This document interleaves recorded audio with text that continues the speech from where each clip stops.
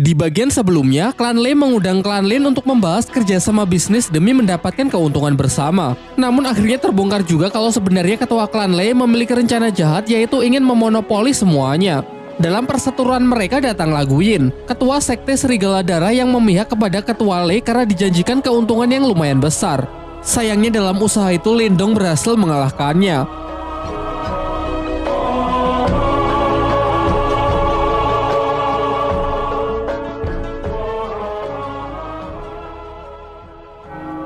Beberapa lama setelah pertarungan itu, orang-orang dari sekte Serigala Darah yang dipimpin oleh Wei Tong berniat balas dendam kepada klan Lin karena telah membunuh Guyin. Kakek Lindong mencoba menjelaskan bahwa Guyinlah yang bersalah karena telah ikut campur dan membantu ketua klan Lei untuk menindas klannya. Ia pun kemudian menawarkan sebuah jalur damai dengan menanyakan apa yang perlu dilakukan agar Wei Tong bisa melupakan dendamnya tersebut. Wei Tong menjawab bahwa ia mau orang yang telah membunuh Guyin dan tabang permata milik klan Lin diserahkan kepadanya, serta seluruh orang dari klan Lin harus bersedia menjadi budaknya. Jelas kakek Lindong pun menolak hal itu sehingga pertarungan pun tak terelakkan.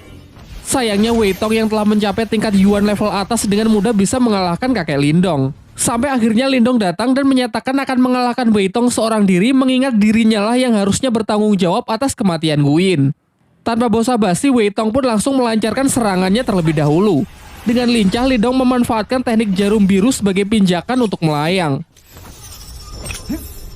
Beberapa tembakan anak panah dilancarkan untuk berusaha menjatuhkan Lindong, termasuk menggunakan anak panah yang dilapisi aura, namun bisa ia hindari dengan sangat mudah.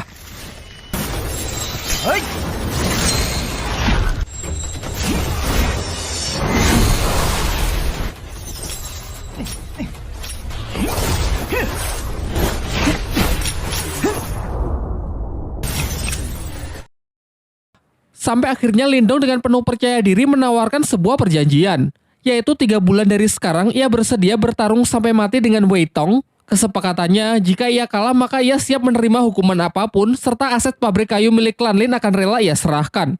Namun jika ia yang menang, maka masalah balas dendam Guyin akan dianggap selesai. Pada awalnya Wei Tong menolak karena sekarang saja ia bersama pasukannya sudah cukup untuk menaklukkan klan Lin. Namun setelah melihat kemarahan dari Si Oyan serta kemampuan Lindong yang bisa mengalahkan bahkan nyaris membunuh para kroco itu, akhirnya Wei Tong pun sepakat.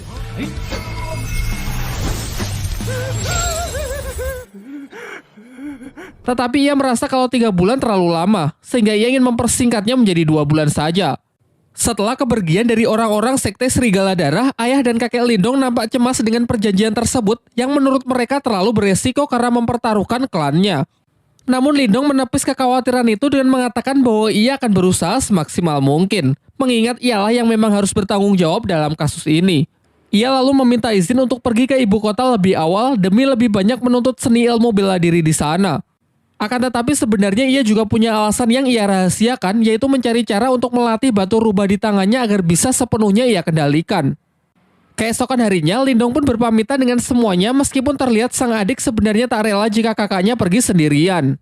Singkatnya, Lindong pun berangkat ke ibu kota dengan menunggangi seekor kuda. Setelah tiba di ibu kota, ia mendapatkan informasi kalau di sana akan ada pelelangan benda-benda antik yang digelar untuk para bangsawan. Lindong yang tertarik berniat menghadiri pelelangan tersebut dengan harapan bisa menemukan barang bagus yang bisa berguna nantinya. Bermodalkan dengan beberapa butir permata yang ia bawa, Lindong pun diubah penampilannya agar layak memasuki pelelangan yang dihadiri oleh para bangsawan tersebut. Setibanya di sana, Lindong kembali bertemu dengan kakek Yanda yang diundang sebagai tamu, serta ia juga melihat Yue yang datang bersama panitia pelelangan bernama Xuansu. Dalam pelelangan tersebut, Lindong tertarik dengan sebuah tanaman langka yang mampu meningkatkan kekuatan spiritual seseorang. Semuanya sempat dibuat terkejut karena Lindong yang menawarnya dengan harga yang sangat mahal. Diperlihatkan, kakek Yanda sangat terkejut karena merasakan energi dari keberadaan Lindong yang benar-benar telah meningkat pesat. Seusai acara pelelangan itu, Xuansu mengajak Lindong pergi menemui kakek Yanda di sebuah ruangan pertemuan. Sebelum berangkat, mereka sempat merasakan kehadiran mata-mata yang sedari awal sudah membuntuti Lindong.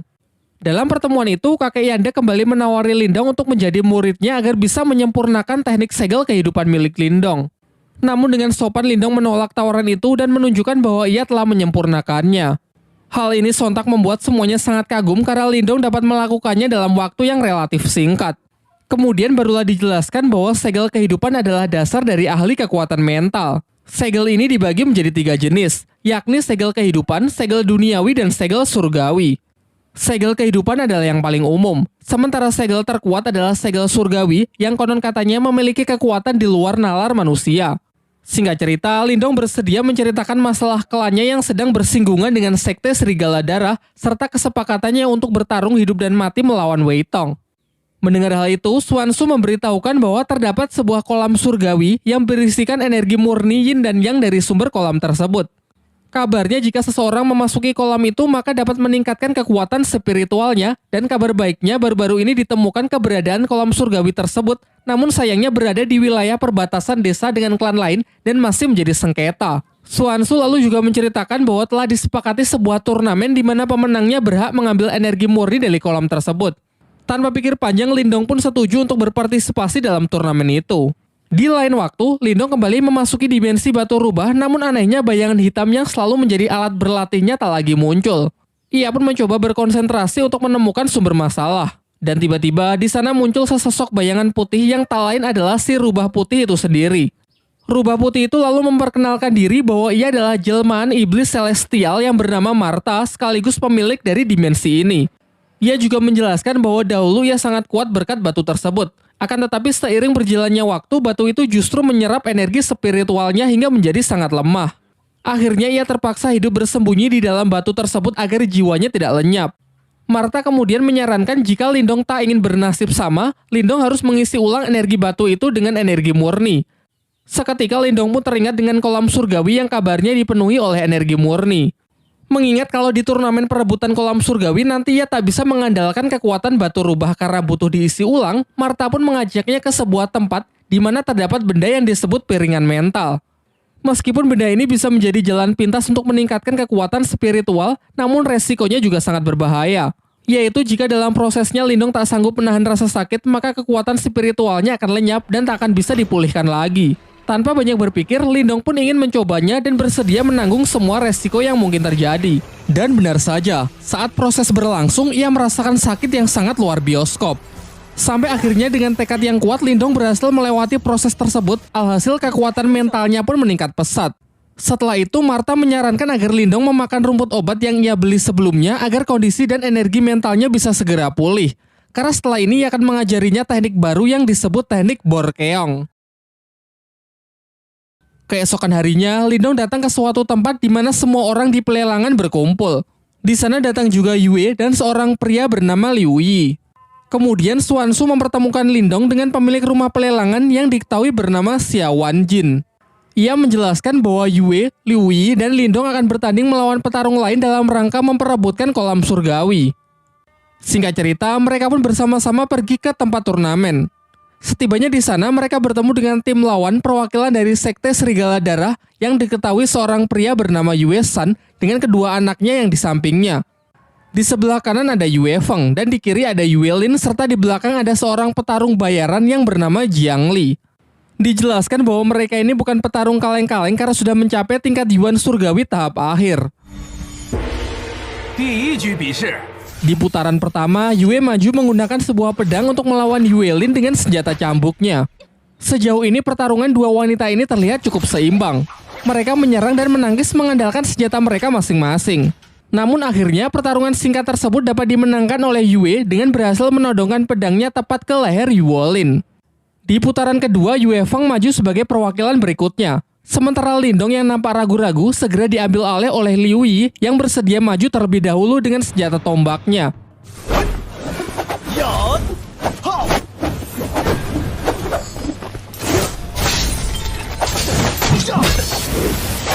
Di tengah pertarungan, Martha merasakan ada sebuah gejolak energi dari dalam kolam surgawi. Karena merasa penasaran, ia menyelinap dengan menggunakan proyeksi astralnya kemudian masuk ke dalam kolam itu untuk memeriksa anomali energi tersebut. Namun karena ia hanya menggunakan wujud astralnya, ia tak sanggup menyelam terlalu dalam. Kembali ke arena pertarungan. Diperlihatkan kalau perwakilan tim lawan dapat memenangkan pertarungan di putaran kali ini. Pertarungan selanjutnya adalah babak penentu, di mana Lindong akan menjadi harapan terakhir untuk bisa mendapatkan hak dari kolam surgawi. Dengan nada yang sedikit menggoda, Xuan Tzu menyemangatinya agar bisa memenangkan pertarungan penentu tersebut. Sementara di pihak lawan, Jiang Li si tentara bayaran maju untuk menghadapi Lindong. Di awal, Jiang Li mengatakan bahwa ini akan menjadi pertarungan sampai mati. Jadi jika ingin menyerah inilah saatnya. Namun Lindong sama sekali tak gentar dengan gertakan itu dan segera bersiap memasang kuda-kudanya. Serangan pertama dapat ia tangkis dengan mudah. Dilanjutkan dengan beberapa gerak serangan juga ia lancarkan untuk mencoba mencari titik lemah dari pertahanan lawannya. So far, nampak keduanya masih seimbang sampai mengadu kekuatan aura mereka. Cukup khawatir melihat kekuatan Jiang Li yang telah mencapai tingkat Yuan Surgawi. Namun tak kalah mengejutkan kalau menyaksikan energi mental tingkat tinggi Lindong yang seketika mampu menghentikan pergerakan lawannya. Dilanjutkan dengan serbuan jarum aura yang semakin merepotkan Jiang Li.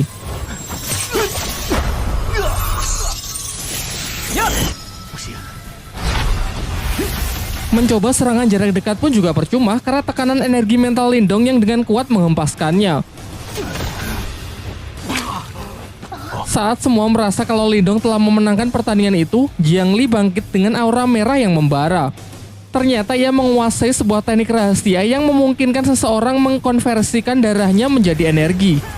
Hal ini membuat kekuatannya meningkat pesat dalam beberapa saat meskipun teknik ini dinilai sangat berbahaya dan memiliki resiko yang sangat tinggi. Beberapa kali serangan pun dilancarkan yang hanya dapat Lindong hindari. Bahkan serbuan jarum aura pun benar-benar sudah tidak mempan. Sebagai serangan penutup, Jiang Li memusatkan energinya di tangan untuk menciptakan serangan mematikan yang berwujud tangan merah raksasa. Sementara Lindong bersiap dengan teknik barunya yang diajarkan oleh Martha, yaitu teknik Borkeong. Bentrokan teknik yang sangat kuat itu pun menghasilkan gelombang yang menggentarkan langit dan bumi. Namun saat debu telah menyingkir, terlihat Jiang Li yang sudah mati langkah dengan 4 jarum Lindong yang diarahkan tepat ke lehernya. Sehingga dengan ini Lindonglah yang keluar sebagai pemenang dan memiliki hak atas kolam surgawi. Lanjut ke bagian 4.